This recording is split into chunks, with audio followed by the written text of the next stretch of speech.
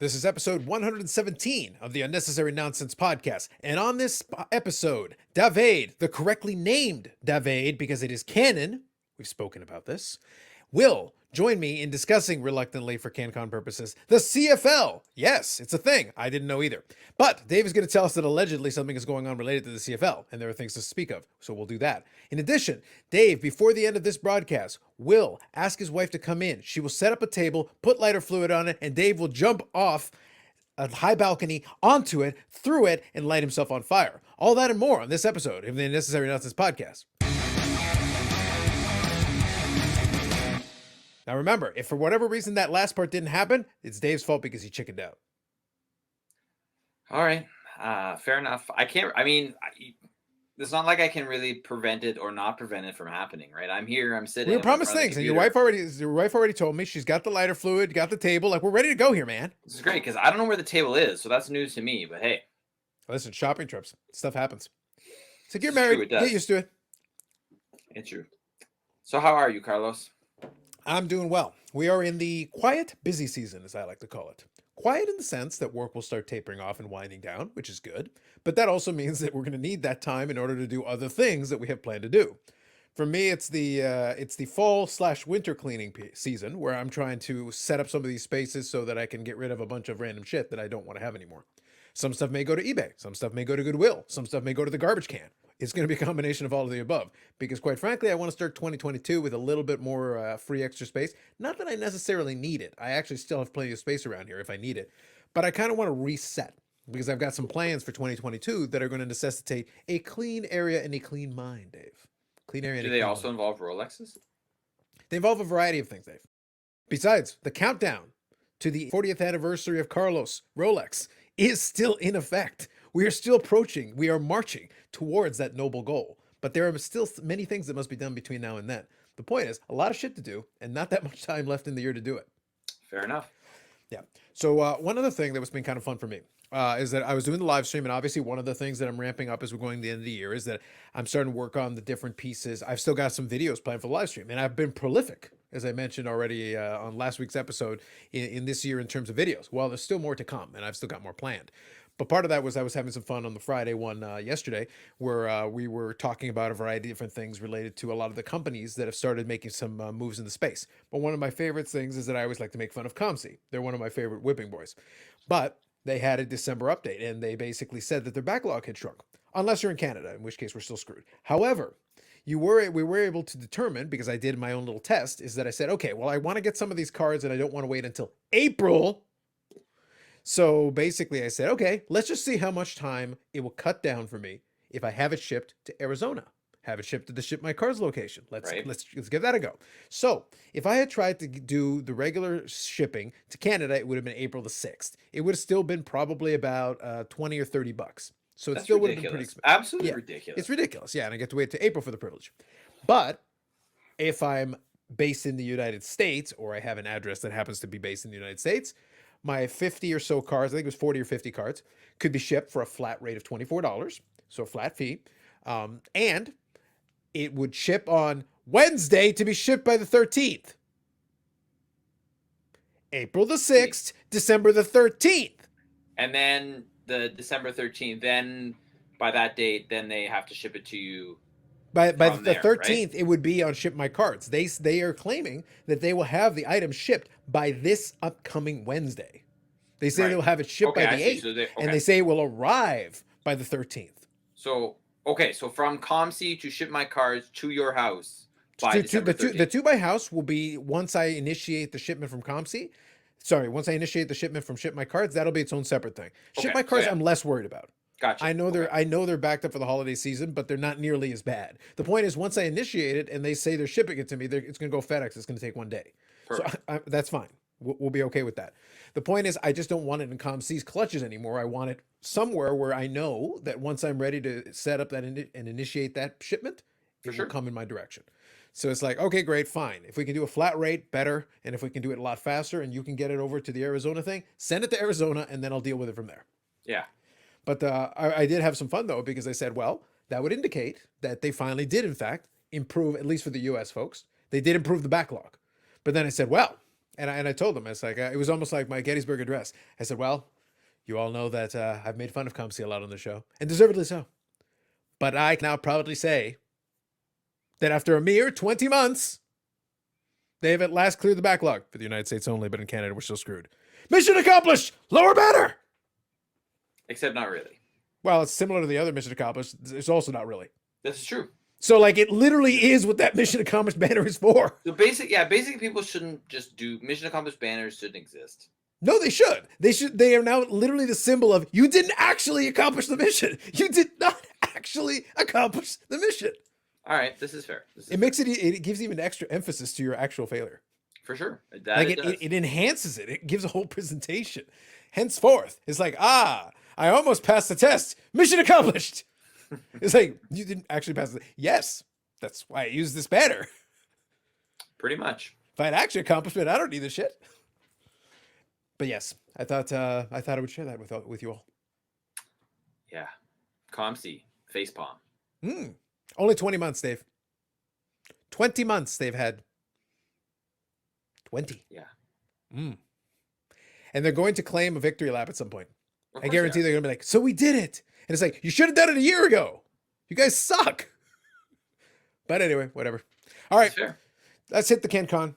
Hit me with it. All right, Carlos. So first of all, you are aware, probably not. I've got my gold label whiskey, so I'm ready. All right, okay. Ooh, and is it any good? First of all, is it good? Because we talked So about the packaging is spectacular. The marketing is glorious. The whiskey is mission accomplished. Please continue. Gotcha. But you're See, still it actually works once you understand and now you know the context. Now it's great. It makes See? perfect sense for sure. All right, so you ready for this, Carlos? Mm. All right. So tomorrow, Sunday, December 5th, is the Eastern Final and the Western Final of the CFL. I am aware of this, yes. All right. Okay, with the Grey Cup being on December 12th because we had a late start this year. Normally, Grey Cup's over by December. Anyway, so the Argo QB has violated COVID protocols along with 4 other players from the Argos. Mm-hmm. Okay? Do you know what they did to violate protocol? What they did to violate protocol. Mm-hmm. Because this is all part of the glorious story, and I'm going to give it to you all before you react to it. I'll give my reaction. So I don't know the answer to this, but I've decided that they went to go get a Subway ham sandwich. See, that's kind of almost closely, sort of. They went to a Raptors game. So you're saying mission accomplished? Yeah, they went to a Raptors game. Did they have a ham sandwich? They might have. Well, at least it would have improved the story. All right, but the Argo QB was on the scoreboard, like, you know. So this was what, last night? I don't know, whatever. 2 nights ago? He was Whatever. at a Raptors game. I get the Anyway, idea. they went to the Raptors game against Milwaukee. One of them is their starting quarterback, and then nobody else is like a huge name. But sure. All right. So according to league protocol, even regardless of I think it's regardless of vaccination status, but it might be even with their vax because the quarterback is fully vaxxed. Okay. They have to sit out 4 days, like quarantine for 4 days, and then I guess have a negative test or something. So I guess which would mean so were they supposed to be in a bubble? Something like that, yeah. Oh, okay, sure. Which would mean that they would miss the Eastern Final. Okay. Okay. So you're saying Argos by 30? Like, so the league was like, actually, you have to quarantine for 2 days and have a test every day. And if you test negative, including the day of the game, and if you test negative for all those tests, you can play on Sunday. So it's like, hey, playoffs, we're changing the rules because CFL. And then not only that, okay, but the CFL then decided to pass the buck and say it wasn't our decision. It was the medical officer's decision. And we just did what they told us to do. I feel like the biggest bombshell here is that the CFL is still a league. Are we sure we can't just cancel it now? Could we just whatever. Award it to the Baltimore Stallions. Yeah, maybe. Like I think we should. They could come back. Why not? Just bring them back to accept the Grey Cup. That's really all they need to do. Just show up. We thank you. Once again, continuing our winning tradition of Grey Cup championships in Baltimore. Thank you. Thank you. So anyway, as a Ticats fan, I mean, I obviously want the Ticats to win. I don't really care how. Okay, can I have a legitimate question? But hold on a second. Then make it. But my thing is like, if your protocol is your protocol, then follow the damn protocol. Otherwise, what the hell is the point in having one? Right. Right. Sure. Anyway, questions, comments, concerns, Carlos. So first one is, have we forgotten the most important? Like this is canon. This is a religious tenet. Not only is it canon, once upon a time, I responded to a tweet by the CFL and explained this to them because they weren't completely up on this. I had to explain it to them. The blank blank game is blank. Rigged! So what you're saying is it's rigged? Yeah, I mean, if anything, I feel this is justification. Sorry, not justification. Vindication for you, Carlos. It really is. It really is. It was very important that everybody understood that it's like, so can we just all collectively accept that Carlos was just so right. So right. Rigged once again. The good news is it doesn't matter. It's not going to make any difference. For starting quarterback, backup quarterback, is Jameis available? Like, whatever. Get somebody. Who cares?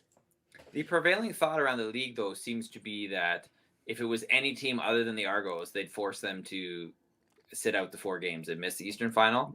But because it's Toronto, and even though no one cares about Toronto, that they're changing it because they want people to care about Toronto, even though nobody does. They're trying to make fetch a thing. Also, yes, they are. It's not going to be a thing, though, Carlos. Well, look, the upside is, don't you think, though, I guess this would be the question. So there's 2 questions I want to pose. All right. The more insulting one I'll pose second. First, Fair let me go like first level insulting. Okay.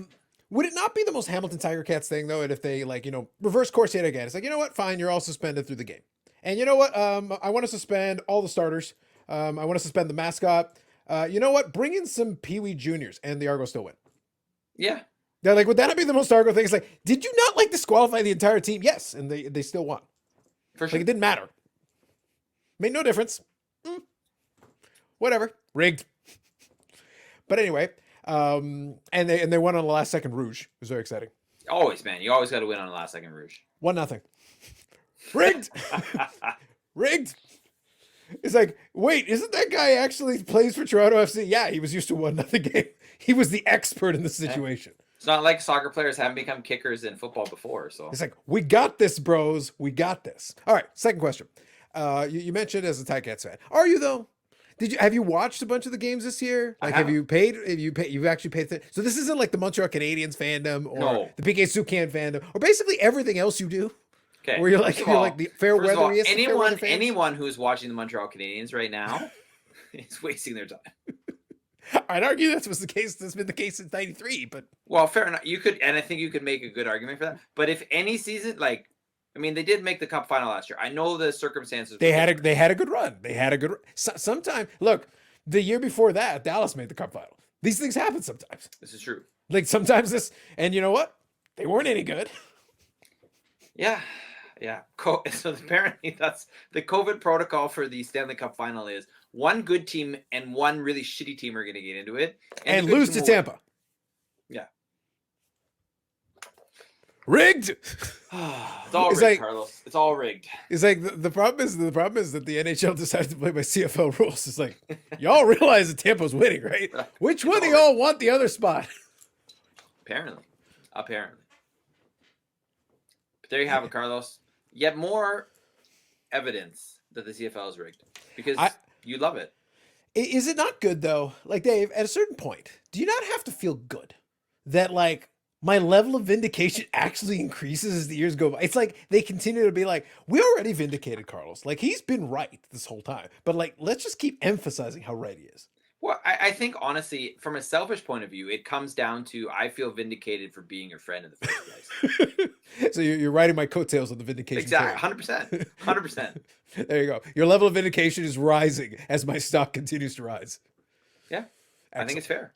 So that covers CanCon. Can we talk about something more interesting now? All right. I have a question. I want to go to I have a WWE question for you. I want to talk about the table, and I want to lead into it with a question because I have a question. The table is AEW. But I know it is. Go ahead. Okay. I know it is. I watched it. Okay. But I've been watching, as you know, I've been watching some old wrestling matches and continue to do so. As my love of wrestling somehow comes back stronger than ever was before. Hey, and be careful because after 2022, starting in 2022, WWE does not do the DVDs anymore. All right. DVDs and Blu-rays are the thing of the past as of 2022 for WWE. Yeah, but that's okay because really AEW is where it's at, provided they come to Canada. Otherwise, eventually that's going to be my vendetta against whoever. Replace, Piers, Tampa Bay, whatever, with AEW if they don't come to Canada soon. Anyway, Imagine if they do the Canadian thing, do like a big show, and then do the Owen Hart Cup. yeah, That actually. would be a very good tie-in. But If then you they'd want to probably do do that, it in Calgary.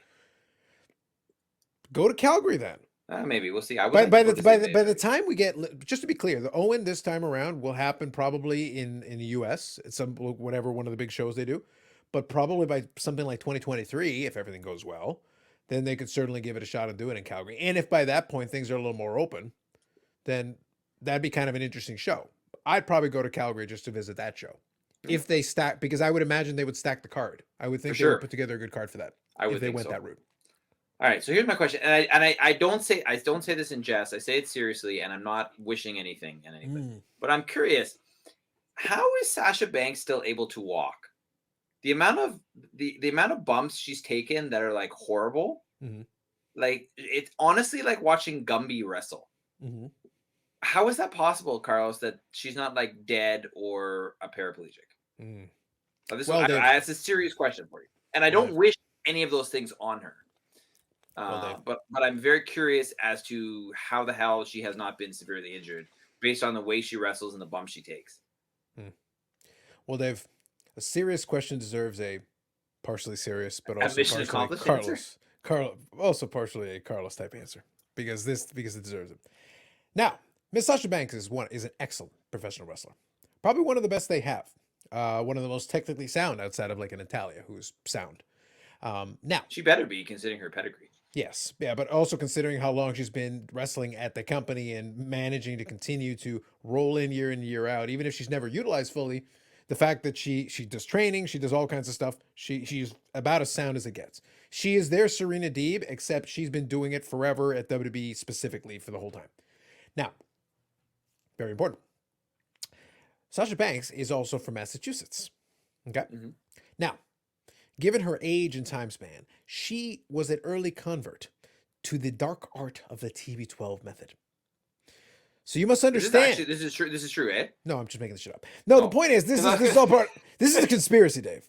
It's an Illuminati shit. Is what I'm trying to say to you. It could be true. She accepted into the dark arts of the TB12 method as Sith Lord Tom Brady explained to her, and she was a young Padawan who was molded into another form of Massachusetts / now Tampa Bay pure evil. Okay. So a lot of stretching, basically. All right. The real part of the answer is still a lot of stretching. I think given her style, she likes being a very aggressive with her style. A little bit of it's luck, and a little bit of is that I would suspect that a lot of her training involves probably tons of stretching. And I mean tons. Stretching, yoga, whatever you want. Flexibility and movement, basically, to try to minimize the amount of injury you have. That doesn't mean so, because interestingly enough, on that point, in the interview that Undertaker did with Joe Rogan, he was talking. There was a significant portion of that interview, that podcast, that was talking about injuries, and he was saying the only person he really knows that hasn't had a serious injury is Chris Jericho, and he thinks the reason why is because Jericho practices yoga. Yeah, but he should probably drink a little less whiskey because it shows a little bit around the gut. That's not part of his stretching exercises. No. However, he has done a very good job over the years of doing a lot of that flex. So, like I said, partially, dark Illuminati shit. Tom Brady's the Antichrist. Just fair enough. You had to get that in there. You got to hit that point. Eh? It's important that you guys understand that this is all part of it, and I will also be vindicated in time. Just wait. I'll be vindicated yet again in time. Okay. But a lot of stretching and a lot of yoga and a lot of that. I can pretty much guarantee that's a big part of her routine. Even without knowing specifically what she's doing, I would wager there's a lot of that. She also probably has a lot of flexibility, which helps a lot, and a little bit of luck because Darby Allin, I don't know if he does any yoga or anything else, but he's a thin, stringy guy, but he's super reckless. Like if you ever watch Darby Allin literally throws himself. He literally fell on his head in a match this week, literally on a suicide dive where he was trying to commit suicide, like the way he went for it. But he goes with such velocity that if he's a little bit off, you whiff, you miss the guy completely who's trying to break your fall a little bit, and you go flying into the fourth row. And that's been kind of his style, that he's very reckless with the style that he does. And for the most part, lucky for him, so far, he's gotten away with it. No guarantees going forward. Sasha's kind of in the same boat where, hey, you're going all out, respect for that, but do be careful at a certain degree.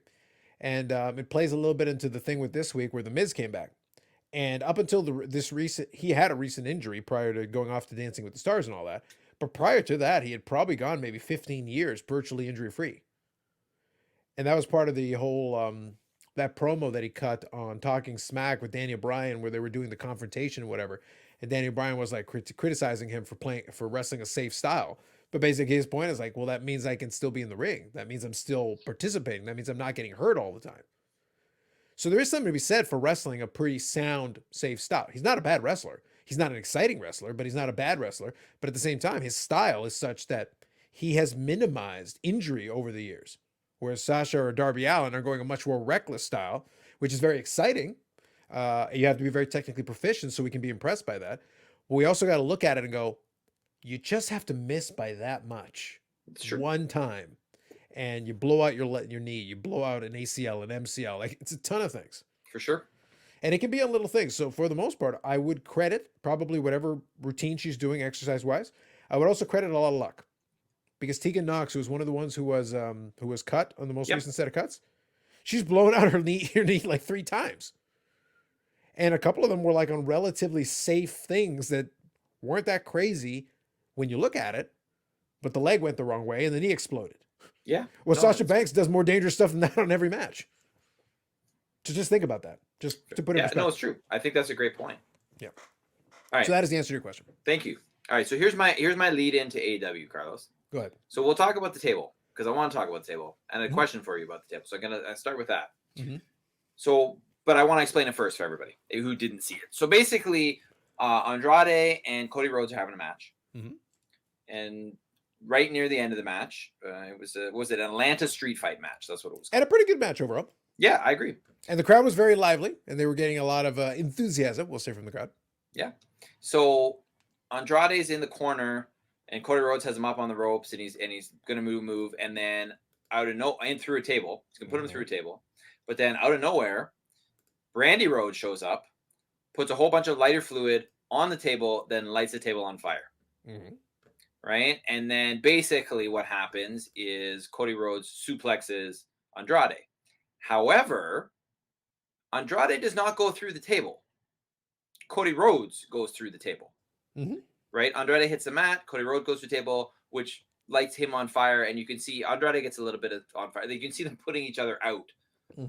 And then obviously there's a few people that kind of douse Cody Rhodes after he gets a pin and whatever.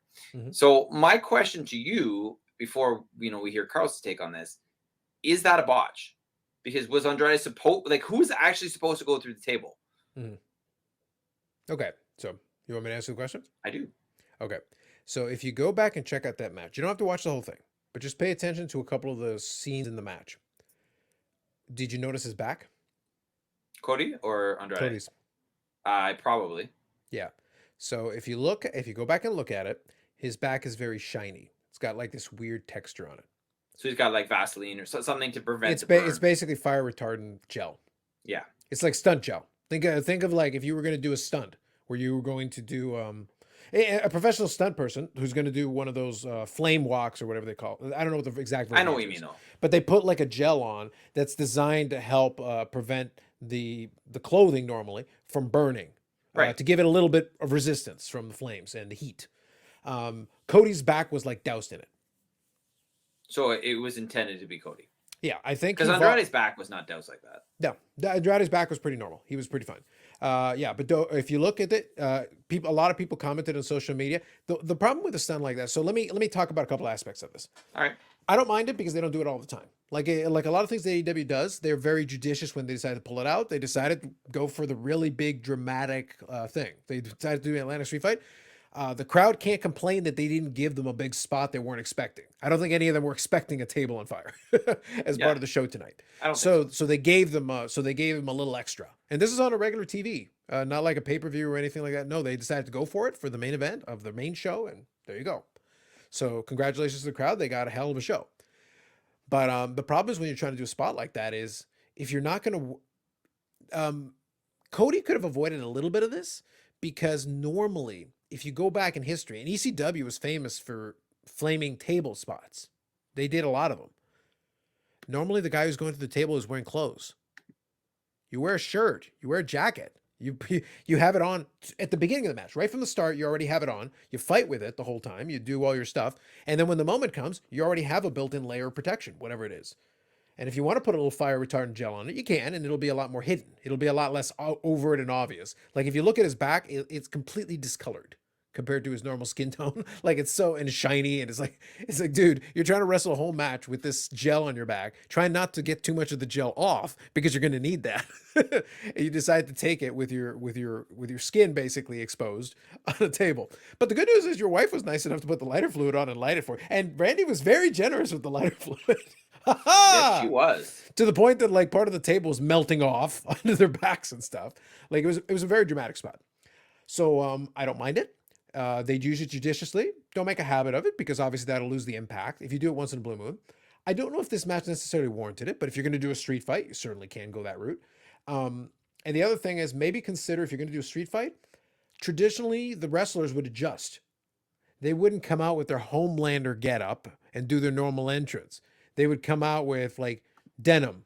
They'd wear a lot of jeans because, well, you're going to get hit with kendo sticks. You're going to get hit with barbed wire and all this shit. You wear like a tough material, like a denim that can maybe absorb some of that for you and give you some protection. Yeah, But for like sure. you in kayfabe, you're doing it on purpose. They're like coming out with like, no, I'm not going to come out with my normal gear. I'm going to come out with like rough denim jeans and like, it's like, you don't normally look like exactly. I'm in a street fight. I'm adjusting for the fight that I'm about to have here. I'm not wearing my regular Yeah, for ring sure. gear. Yeah, so I think Cody didn't get the memo. It's like, dude, if you're going to do this, adjust accordingly. By the way, in kayfabe, it makes total sense for you to be prepared for a variety of different things that Andrade could bring to the table. And even Andrade had his shirt on for most of the match until the latter portion of it. So it gave him a little bit of extra protection for whatever he was doing. Nothing crazy, but it was something, just an extra layer. Yeah. Now, one other thing about that, I don't know, I don't want to make sure we don't miss it. Did you catch the spot with the implements earlier in the match where he gave another ode to Triple H? No.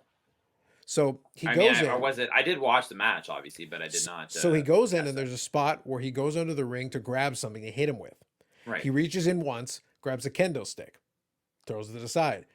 Grabs a second time, grabs a sledgehammer. The crowd reacts to the sledgehammer, and he's like, "Yeah." Grabs just a third time, grabs a golden shovel. It's a golden shovel, Dave. It's like sledgehammer, golden shovel. Wink. Yeah, for sure. It was like Cody Rhodes is leading into this. I am just screwing with all of you. I am so a bad guy, but I refuse to like acknowledge it. Except I will stand there with the sledgehammer and go, no, golden shovel, and he like killed Andrade's assistant, who was pretty jacked, by the way. So that's the second point I wanted to make. Third point: Arn Anderson needs to figure out where the hell the ramp is because he fell off it. It was hilarious. Yeah. Like, did you catch he literally fell? I did see that. But then Andrade's assistant, like, he's supposed to be brawling with Arn Anderson. So, but the problem is, in order to do that, first he has to go and like help him up, so that he can brawl with it. I was like, oh no, Arn, no.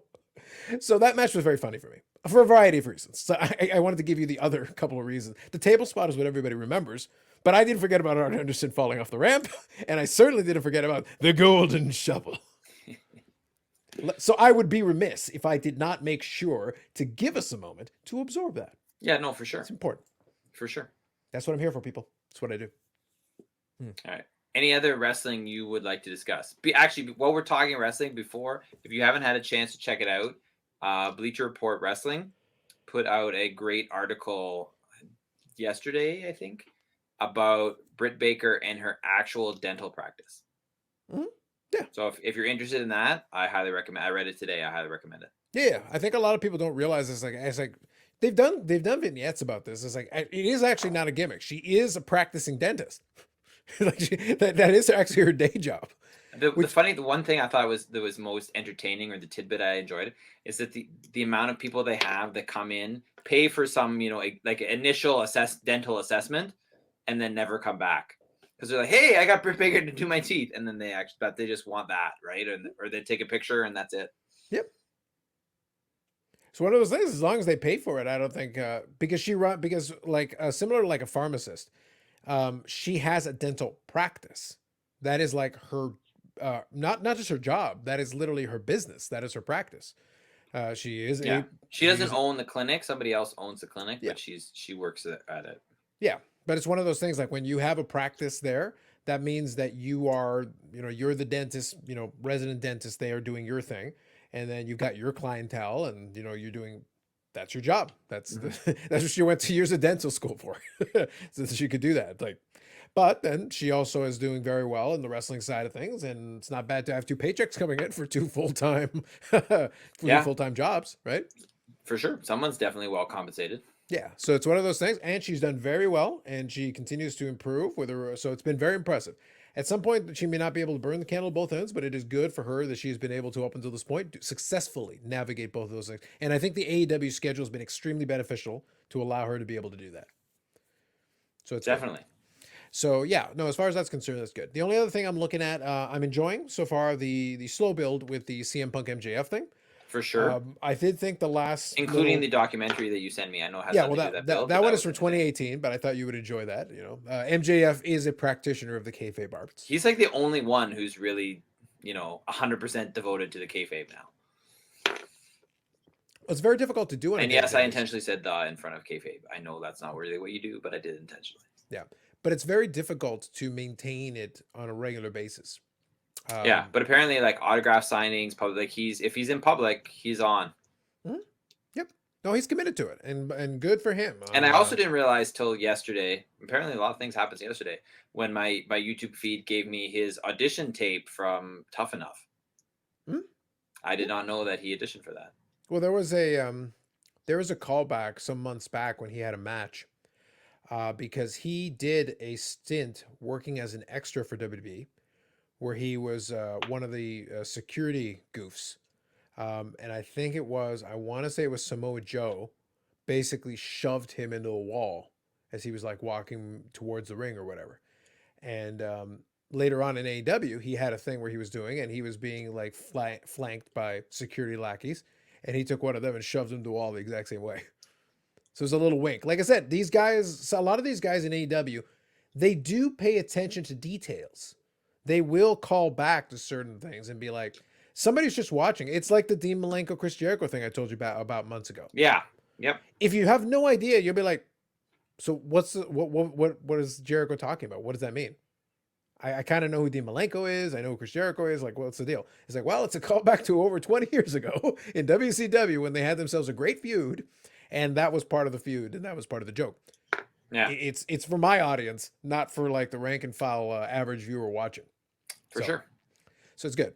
So I've been enjoying that. I think that's good. I didn't get a chance to check out Rampage. I want to watch it probably later today. So that'll be my intention. I'm looking forward to kind of the way they're going with it. I think they're setting up well for the end of the TBS Women's Championship tournament. Things are falling into place kind of as we expect. Yeah, because we now have is it We're down to Final Nyla Four. Rose versus Ruby Soho on the one side and Jade and Thunder Rosa on the other side? I think I it believe. is. I feel like it's the reverse. I think it's Ruby. Did you say Ruby and Nyla?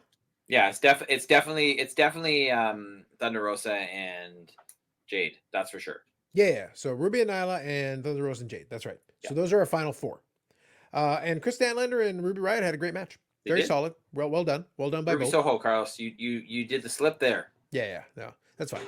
But very good match for both.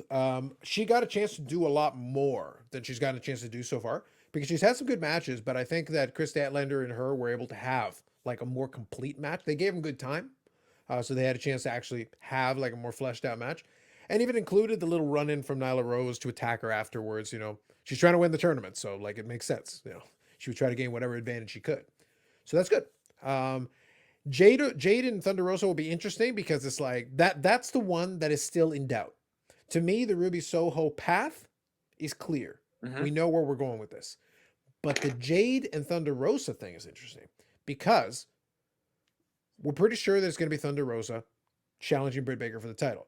Right. How do we get there? Do we have her lose to Jade here? Jade goes to the final and is the one that Ruby Soho has to compete with. Or do you go for the better match?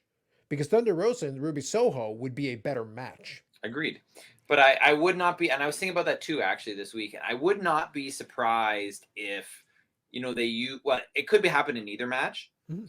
But if someone from either Britt Baker or Britt Baker's entourage, cost Thunder Rosa the match. No, Right? that's that part I'm fine with. Well, because you have to establish a reason for her to then want to immediately chase after Britt Baker. My question is, do they do that during the first match or the second? Yeah, and it's a very interesting proposition. Yeah, Right? because technically you could do it either way. It technically doesn't make a difference. But Thunder Rosa being in the finals could be a little bit good as far as motivation is concerned. So it could be like she was right there. She had the chance to win that title right there, and then that's where the opportunity was missed. And then there you go. It propels her to then be in the championship title feud for the women's championship directly. Yeah. So we'll see. But the point is, the pieces are starting to fall into place, which is good. That means that story is progressing along, which is good. And then we're going to have to see where we go with it. I'm also interested to see if we get any advancement in the Wardlow MJF potential feud down the road here, because at some point you're going to have the final break. Wardlow was on TV doing his thing, which is really good. He had a great match, but if you catch it and paid attention to it, Wardlow beat up his opponent very clean, very well, like beat him up solidly, and then Shawn Spears went nuts on him with a chair and was freaking out, and Wardlow was just looking at him like, seriously, dude. And he just kind of like, okay, chill out, relax. So it's kind of playing into this slow. But he also did come out to defend MJF as well. It's still his job. Earlier. The thing is, you're not going to jump. You can't jump 3 steps. But in his match with Shawn Spears, he looked a little annoyed that he goes, "I already beat the guy. Why are you killing him with the chair? I already pummeled him senseless." So it's like, you got to that turn. The Wardlow thing has been extraordinarily slow. But it's good that they've now started putting him on TV having feature matches. So it establishes him again as a big player, and he's a guy who looks the part.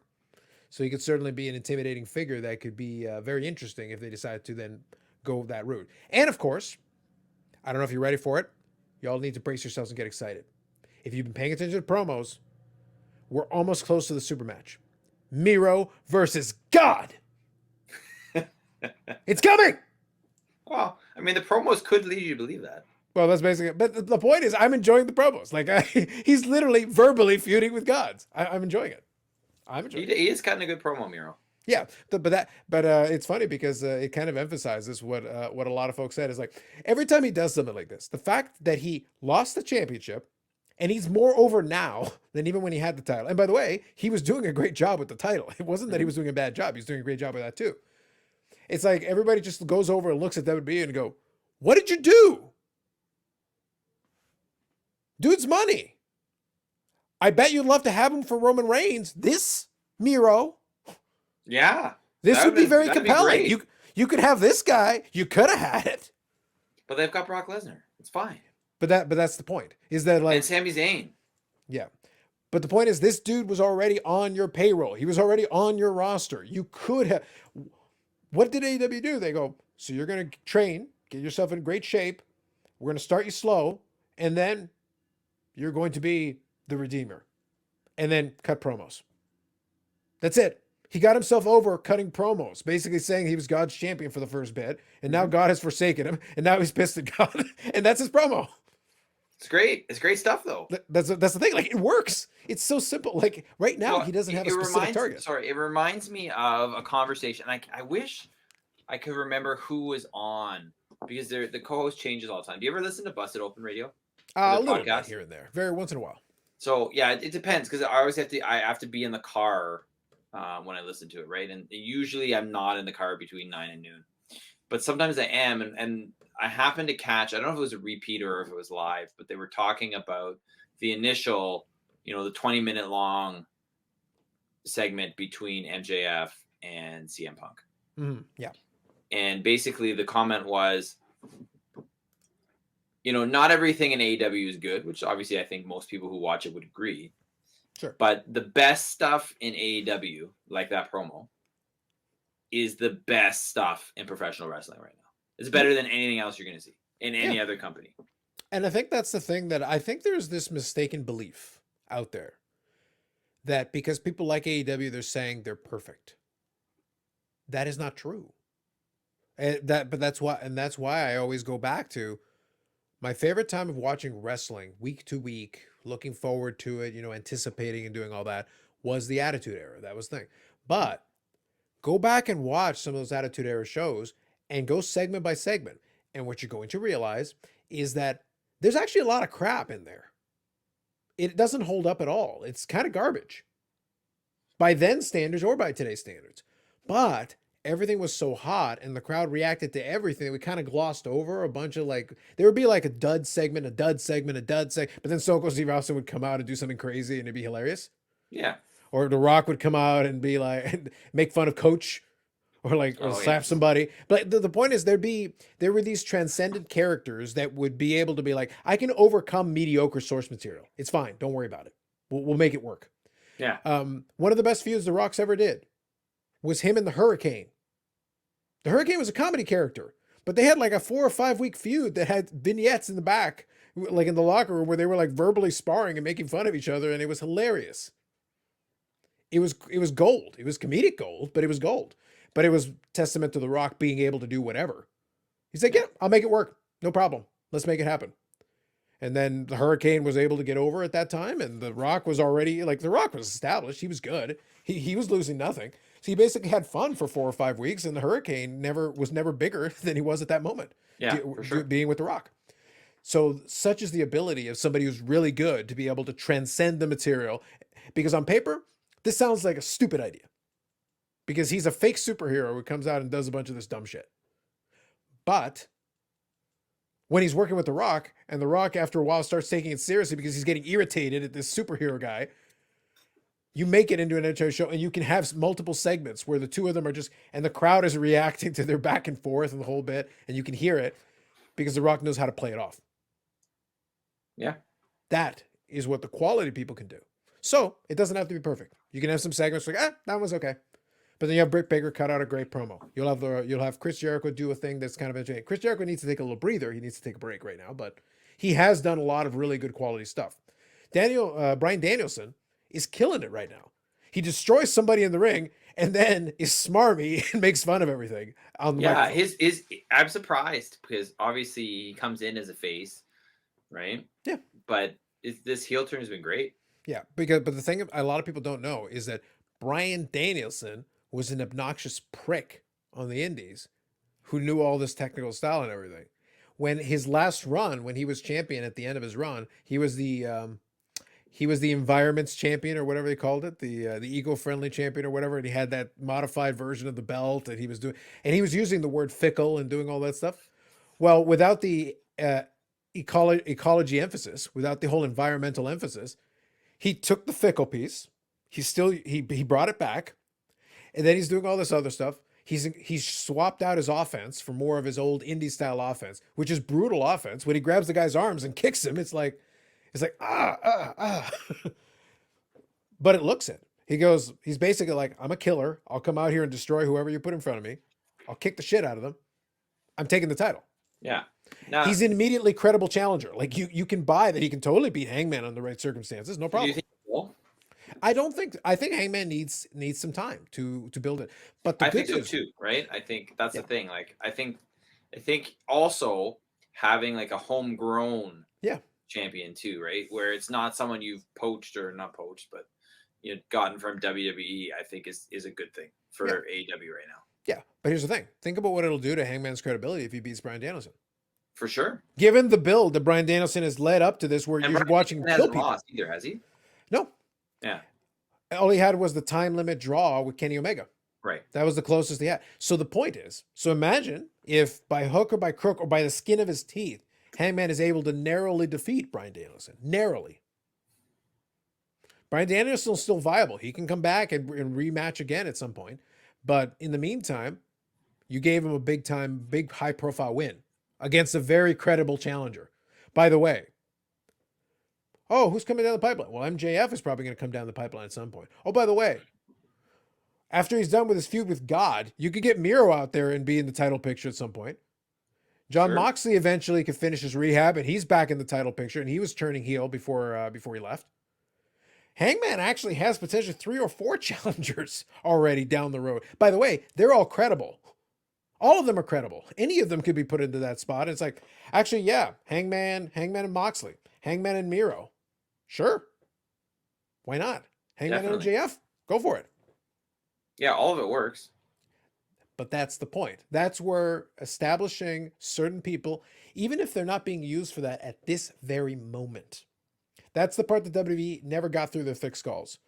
They made everybody mediocre, and then they would pick one person and be like, okay, you're going to be on a winning streak for a couple of weeks. They did this with Jinder Mahal. Jinder Mahal was a jobber forever. They gave him a couple of matches and then put him in a title match, and he had like a fluke win and then had a crummy title reign because everybody's like, it's Jinder Mahal. He's the You dork got to from build them up. 3MB. You got to build them up, though. I mean, you could do that, But it would take a year. Like, but you don't go from jobber to, title contender to title holder in like 3 matches. Yeah, the problem was that they didn't take their time. He looked different. He obviously was super jacked, possibly with some vitamins and prayers, brother.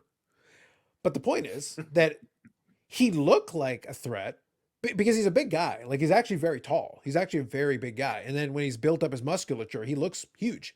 But the thing is that he's the dork from 3MB who spent like 5 years losing matches. I didn't forget. You're the same dude. Yeah. You have to do something else to convince, to reset, to be like, you have to have changed something to be able to be like, Bryan Danielson went from being the eco-friendly champion to being like a psychopath who just wants to randomly attack people. And now he's going to attack John Silver. John Silver's a gnome. A very entertaining gnome. But like, he's going to kick his face in. Johnny Hunky. Oh my God. It's going to be very funny. It's true. I'll be amused. But the point is, you're building Bryan Danielson the right way. You're bringing him in, and now he's a killer. Yeah. And mowing through the Dark Order, which has been very entertaining.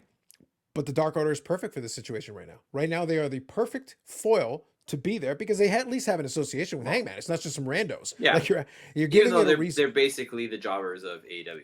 Yeah, but their job is also the jobbers of AEW that have an association to Hangman. If you're just beating up jobbers, why would Hangman give a crap? Correct. But you're beating up guys that were Hangman's friends or that backed him up at various times. Like, there's at least a connection to be like, okay, he probably isn't happy that his friends are getting their heads kicked in. That's not cool. Sure. So it builds into the match. It's a good thing. It's a good thing. Yeah, definitely. So give him credit for that. Good building. I'm looking forward to some of the things that's going on, but it is not perfect. It never was, and I'll never claim it to be. However, I'm enjoying what I'm seeing for the most part. Fact. Yeah. So anything else you want to put in question-wise? No. Do you have anything else? Because I can ask another thing. Okay. Let me do one quick thing for you. But I don't have anything specific that I have to talk about. No, that's fine. I want you to ask your thing, but I got a good one for you. Right. Let's play a little game. Okay. So, every year, at the end of the year, Spotify does its Wrapped. It's basically a little social media thing they'll create for you, where it'll actually break down the different. So if you've got the premium, which I do, I know what you mean. yeah. So I got mine back, and it gave the different genres and different musicians and different songs of the year for me. They got the most play and all that good stuff. I love that kind of data stuff. I love it. Of course. So I enjoy when they give it to me. So I've got my top genres in 2021. All right. So I've got my top 5 genres in 2021. Now, I've got 5 on here. Do you want to take a stab at any of these? What do you think would fall? So I got 5 here. These are the. I'm going to guess alternative. You're close. I'll give you like a half point for that. Okay, so which one is that?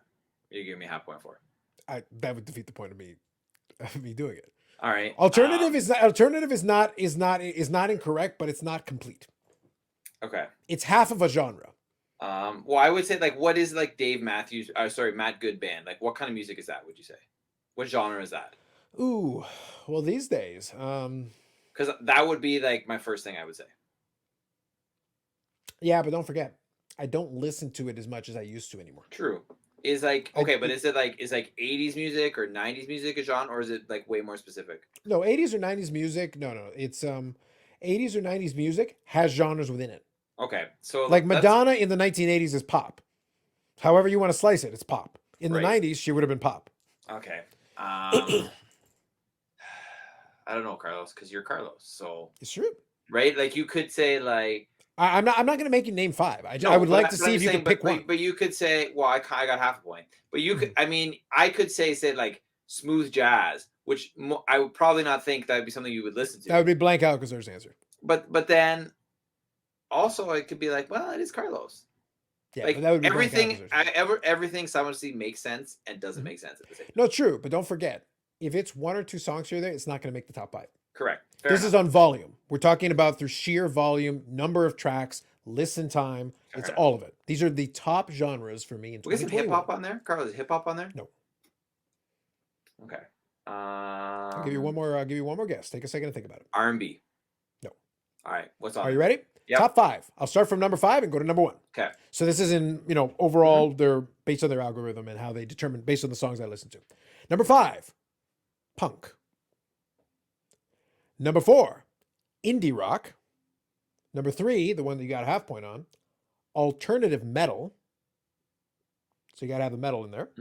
But it is considered alternative. There's a lot of subgenres. You got to remember, a lot of subgenres. You know what was funny? I should have said it because after I said alternative, you're like half a point. I'm like, is it alternative metal? But I didn't say that out loud. Yeah, that would have been number 3. So that's number 3. Right. Number 2, post rock.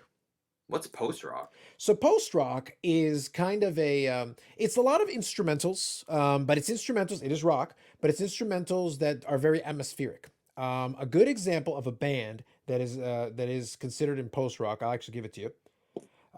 Good one, and you can look this one up later, is called God is an Astronaut. God is an Astronaut. If you listen to a couple of their tracks, they are a post-rock band. Okay. So they would be an example of what post-rock would be. And they were part of the reason that ended up as high as it did. Okay. And number 1, post-grunge. Ooh. That is the top 5 genres from Carlos's 2021 listening. Interesting. Yes. And the top artists, number 5, Halocene, which probably is where the punk came from. Because I was trying to think, like, punk, I know what that is, and I know kind of bands that are associated to it. I'm like, where does that fit? But Halocene does a lot of stuff that is kind of punkish, so that's probably where they got it from. And I've listened to a lot of it in 2021. Number 4, God is an Astronaut, which totally makes sense with what I said. Number 3, Breaking Benjamin, which falls into that kind of alternative metal kind of thing. I could see that's where they got that. Number 2, Stained, which is a carryover from 2020 as well. I listened to a lot of that. And number 1, The National. We're my number 1 band in 2021, which probably, I would call that more indie rock. That would be kind of where I would put them. Indie rock, probably. There you go. Top 5 genres for 2021. All right. It's a fun little exercise. I enjoy when they put those together. And then they also do the and I know I see a lot of people posting them on Instagram as well. Yeah, I love that stuff. It's mostly for my enjoyment and my entertainment. I love like the data because they're collecting it. They're like looking at it like they're not just saying you listen to this one song, whatever. They're like over the course of the year, these are all the songs you listen to. These are all the bands you listen to. What stands at the top of the food chain? Yeah, I like it because I'm not paying conscious attention to it. I'm just listening over the course of the year, and then afterwards it's like, oh, okay, that makes sense. Yeah, I did listen to a lot of that this year. Yeah, definitely. That's cool. So I love it. We'll look forward to what it's in 2022. No idea. I'll be curious to see. Probably Stained will still be on there, though. They've been a constant the last couple of years. But there you go. Just thought I would throw that in as a little fun diversion. Good stuff, all right, man. What was your last thought, your last question there? All right. Because this is another thing that I watched. I watched a DVD called Giants. Mm-hmm. This was the only one that's actually on Blu-ray. Okay. So who is your favorite big man in wrestling of all time? Of all time. Okay. So let me think here. When we say big man, are we talking about like 7-footers here, or? Well, that's kind of the standard. The people they had on it were like the people like I'm not going to list off everybody, but I'm just going to get so like Mark Henry, Andre the Giant. Oh, okay. So if you're Vader, if you're talking about Mark Henry, then we're talking about like big size wise. Yeah, big size or tall. I mean, what's his name? Even though I don't think he's a great big man. Great Khali. Yeah, Giant Gonzalez. Giant Gonzalez was there. Yeah, they did a feature on that, right? Like though, anyone that kind of fits into that category. Okay. Right. What Haystacks Calhoun. Okay, gotcha. So you got your you gotta have your beefy burly guys. Yeah, your beefy burly guys. Okay, so favorite of all time. Of all time gets interesting. Okay, hold on. I mean, for me, it's got to be like I love the two. It's gotta be Kane. No, Andre the Giant. You can't go wrong with Andre the Giant because I love Andre the Giant. Well, your podcast that you're the co-host of also, they did have the Andre episode, right? David from Canada. I called in and talked to Slick this week. Oh, okay, good on you. Did he give you any fashion tips? It could hurt. No, I didn't. I didn't ask. I Oh, you should should have. have. You should have asked. That would have been that's a missed opportunity, Dave. Okay. So I'm just trying to think here. For me, favorite is difficult because most of the guys that I liked wouldn't quite qualify because a lot of the guys that I like were character guys. Macho Man was a favorite, but he's not a big man, and that's in that convention. Correct. Million Dollar Man, not a big man in that convention. That doesn't count. You know what I would say? Probably the most enjoyable ones for me. I really like the Big Boss Man because he was a big dude, especially in his day, especially like because he was a guy who could move. Um, Outside of him, it would probably be like a Vader. It'd be something like that because it's just impressive how big he was and how fast he could move. Yeah, I was gonna say. I was Honorable thinking that. I'm like, Carlos probably likes Vader. Yeah, honorable mention to like a Bam Bam Bigelow. Yep, That's he was another also one who there. was really good. Yeah, who also was very, very fast considering his size. Now, since you mentioned it, here's something I'll throw at you at everybody. Hopefully he's able to get back healthy and is able to maybe it doesn't have to be AEW, it can be elsewhere, it doesn't matter. But hopefully, if he's able to get healthy and able to do what he can do, I haven't had the chance to watch him as much of a lot of other guys. But from everything I hear, a guy who could fall in that category for a lot of folks, if given the opportunity, would be Keith Lee. Mm-hmm. Because he is that style of guy who has that size, but can still move really well for a big guy in the ring. So that would be another one that I'd look at as that could be a potential guy if given the opportunity. We got They like could sort of 70 fall in plus this days still to wait to see what happens. Yeah, for him it's important though to really get healthy because his bout with COVID almost killed him, so he's got to be really careful. But assuming he's healthy, assuming he's able to get back in and do his stuff wherever that he decides to apply his trade, I would consider him a guy who could be a candidate to be in that category going forward because he's got those skills that For fall to those guys that I mentioned. That work? Yeah, Cool. All right. yeah, So definitely. let's- And I also say, obviously, on honorable mention, I love Mark Henry too. yeah, That's Mark Henry. why Mark He's Henry's actually good. the only of all my autographs that I've collected so far. He's actually the only big man that I have. The only problem I have with Mark Henry is that it took him a really long time to find that level. When he became Hall of Pain Mark Henry, now we're talking. But the whole like first part of it, You're saying you're not a fan of sexual chocolate? no, I'm really not. Just no. I am to sexual chocolate fandom that Davaid is to Jenny McCarthy fangirlism. Fair enough. Fair enough. Hopefully that conveys exactly where I stand on this. It does. I think so. Yeah. But yeah, so we'll see. Hopefully, like I said, hopefully for his sake, if he's healthy and able to do it, he could certainly be a guy that could fall in that category in the future. But I looked at the classics.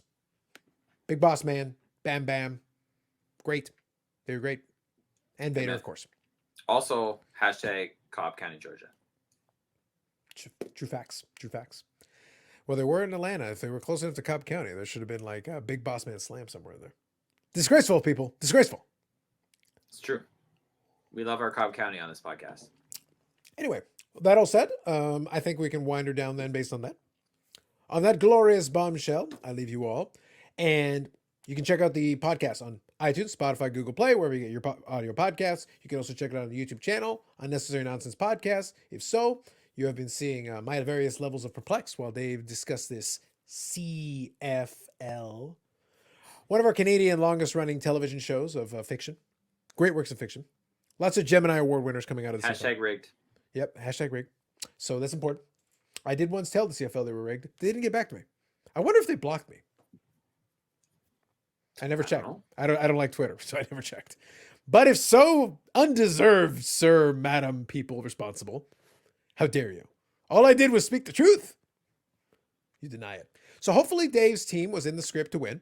And if so, then they will go to Hamilton, right beside the glorious ruins of what was once a glorious city, Pittsburgh Light. That was once a glorious city-ish ness. And then they will have the cup that is gray. Correct. Possibly Let's with do a it. gray tea. Oscar wee wee. Woo. Okay, sounds good. So that'll be it for us this time around. We'll be back for episode 118. We'll figure out the schedule for the rest of the year. It's been kind of irregular, but we'll figure it out as we go along. And worst case scenario, then we'll figure out which episode qualifies as the holiday special. Unfortunately, Dave didn't go through a table, so maybe he still can in a future episode, and maybe There's wear a still Christmas time. hat. There's still time. Well, you can do it while wearing a Christmas hat. That'll make it more festive. All right. That's fun. Sounds good. So that'll be it for us this time around. We'll catch you in the next episode of the Unnecessary Nonsense Podcast.